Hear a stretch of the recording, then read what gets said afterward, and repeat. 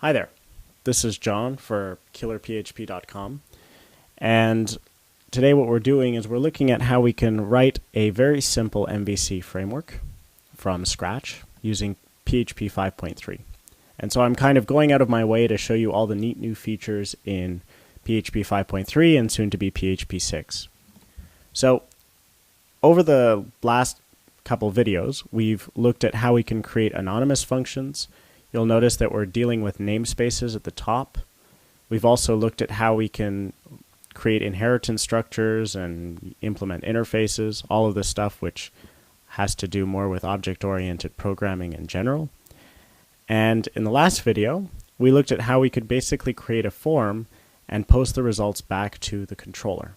So I have this default.php file, which is currently sitting in KillerPHP KillerPHP views, and it's sitting in the index default, the index folder. So in views, we've got index and we've got test. Test is from an earlier video when we were dealing with an index controller and a test controller and seeing the differences. But in the index controller, we've got default.php, which is a form, and then we've got learn.php, which is another action, and then we've got welcome.php, which is the welcome page that we were playing with.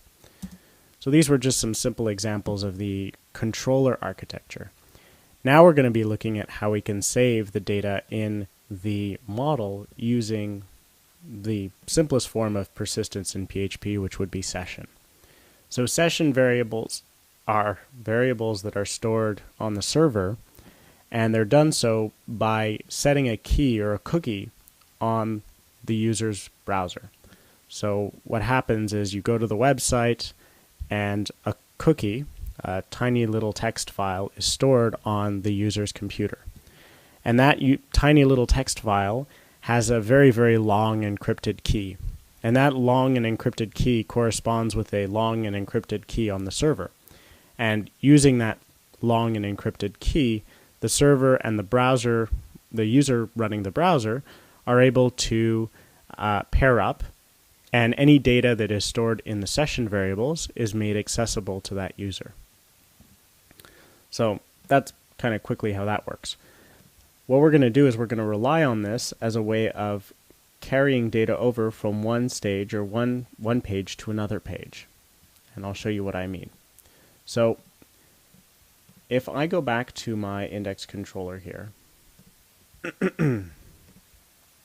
you can see that I've got this default action, and it's basically just var dumping the request. So if I go back here and I say hello and world and my address, and I submit this query, then I'm going to get hello and world and my address. Now, what if, because we're at the default action, what if I wanted to check to see if a particular user has already put in their name and their address? Well, the first thing we need to do is we need to start up the session variable. And to do that, we need to go back to our index.php file. And the index.php file is acting as our bootstrap for all intensive purposes, at least in this project. So we are bootstrapping our application. We're starting it up, we're firing it up in the index.php file. So right after we specify the namespace, I'm going to put in session_start. And what this will do is this will start the session variables up for our application. Now, if we weren't doing this with an MVC application, or if we hadn't written this MVC architecture, that every single entry point into our application, whether it was the index.php file or any other PHP file that somebody wanted to directly access, we'd have to put in session start. So already, because we have this idea of a dispatcher, and all requests are being run through index.php, we only need to declare this once. So with session start declared, we can start using session variables. What I'm going to do is I'm going to go back to the index controller, and I'm going to check to see if somebody has posted back with a first name and a last name. So I'm going to say if request first name, if this is set, and the last name is set, then we want to do something a little different.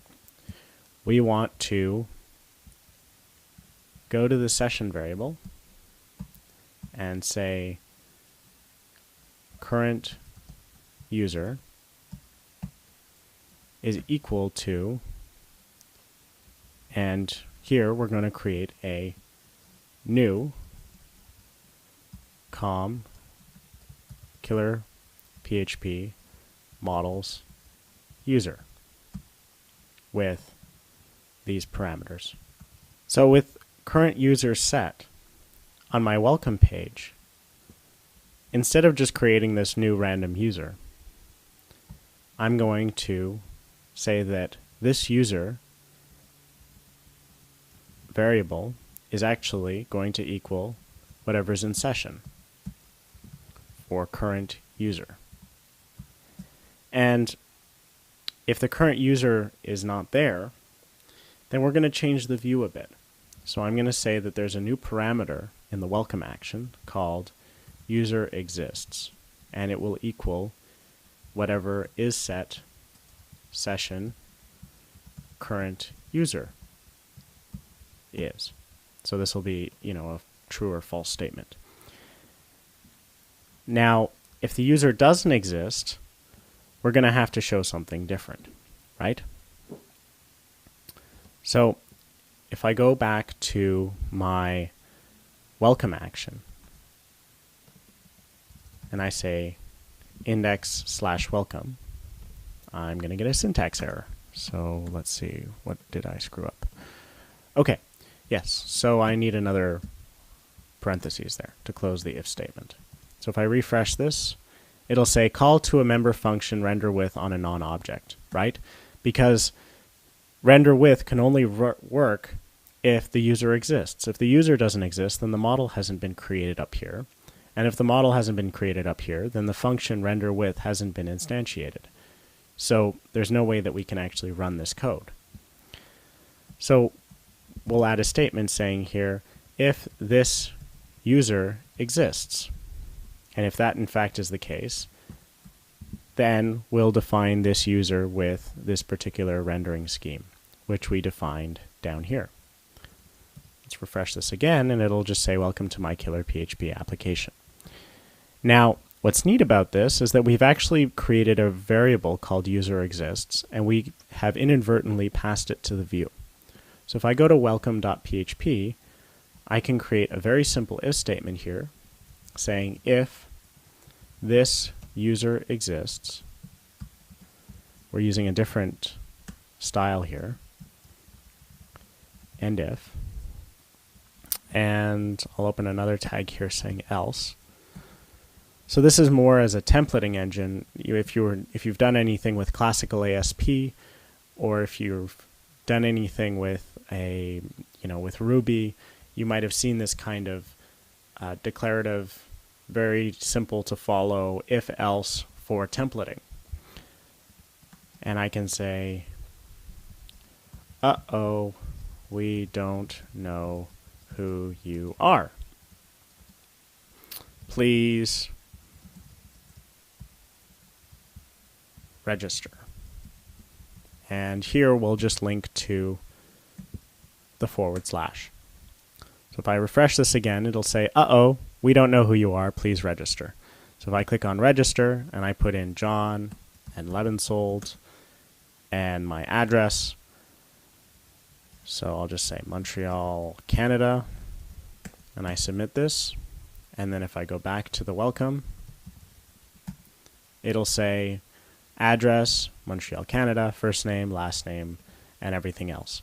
So now our application is able to detect whether or not I've already registered, and so on and so forth.